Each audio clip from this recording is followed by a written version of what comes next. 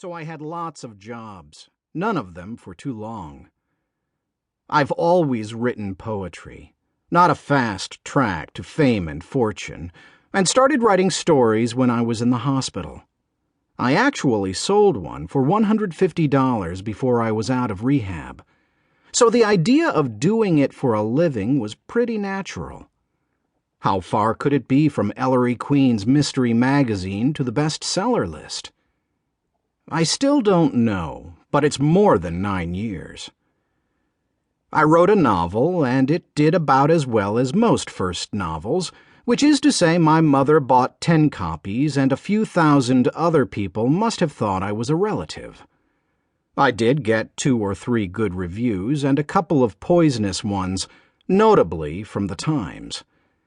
It bothers me to know that I probably got into graduate school because I got reviewed in the Times.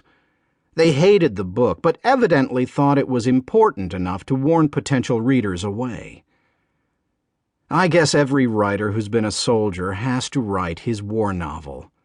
I can't stand to read the damned thing anymore, though I hate to think that maybe the Times was right. Second novels are a hard sell, especially if you don't have cheerful blurbs from the first. Puerile, shouts the New York Times. A worthwhile journeyman effort, mumbles Publishers Weekly. My hometown newspaper called it a good read, but I went to high school with the reviewer. So my second novel has been to some of the best addresses in New York, according to my agent, but it hasn't been invited to stay.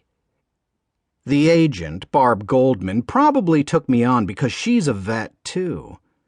Twice my age, she was in the 100-hour war that started the whole thing, before 9/11 and Gehenna. When I go up to New York, we get drunk together and remember the desert. Old sergeants whom we sincerely hope are dead by now. Drinking with her, I've never felt the crazy urge to fight. Maybe because she's older than my mother and would die of embarrassment.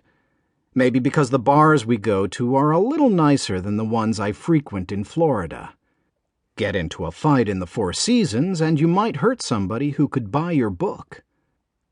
So she called and asked whether I'd like to make some easy money doing work for hire, and of course I said, "Who do you think I am?" She knew exactly who I was and said I could make $50,000. Writing a sort of novelization of a movie by Ron Duquest. I said it sounded like a fun way to pay for the next 2,000 cases of beer, and she said that's good, because she'd already accepted. She knew I liked fantasy and horror, and this was going to be a horror movie. And that was not all, not by a long shot. Duquest had asked for me specifically. She showed me the note that had come with the request. Ronald Duquest, Hollywood. If you got this, you know my number. I really liked High Kill by your client, Jack Daley. Good, natural storytelling talent. Could he write a short book for me?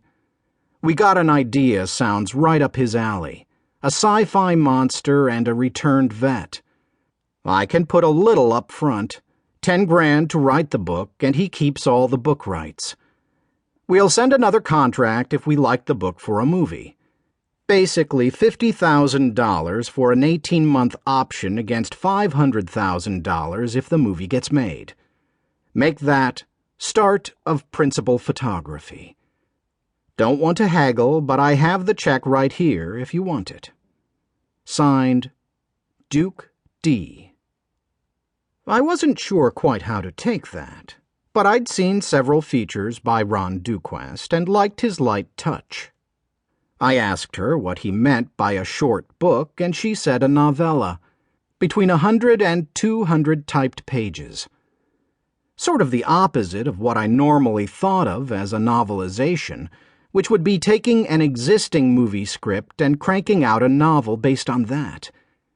This might actually be easier, though.